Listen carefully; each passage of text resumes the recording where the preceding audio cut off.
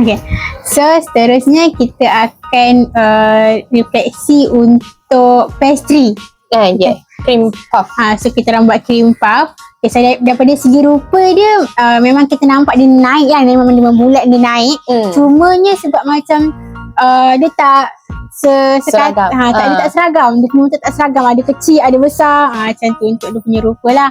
And then dia punya warna pun macam ada yang perang sangat, ada yang tak perang sebab macam saiz macam dah beza kan. So dia punya pembakaran tu tak cover semua macam tu.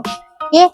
And then daripada dia punya tekstur, kita boleh nampak lah dia punya tu macam dia kering and keras dekat kulit. Sebab dia ikut saiz kan.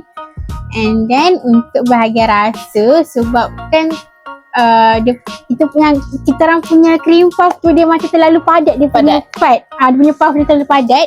So bila masukkan isi tu dia macam sikit je boleh masukkan. So dia tak terlalu manis tak rasa manis lah. Sebab orang kata dia punya tepung tu terlalu tebal.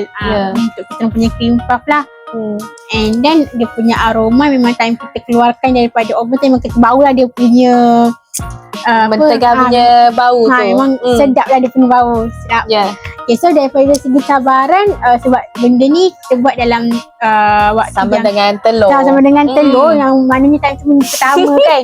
So orang kata kita rushing, lepas tu macam and then tak tahu orang kata pembahagian kerja. Lepas tu ni pula cabaran dia bila saya nak buat untuk yang buat puff tu, dia pecah. Tekanan terlalu tinggi. Baik icing tu pecah 3 kali. 3 kali pecah.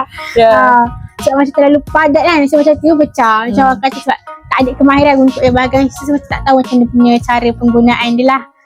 So itu untuk cabaran time buat cream puff.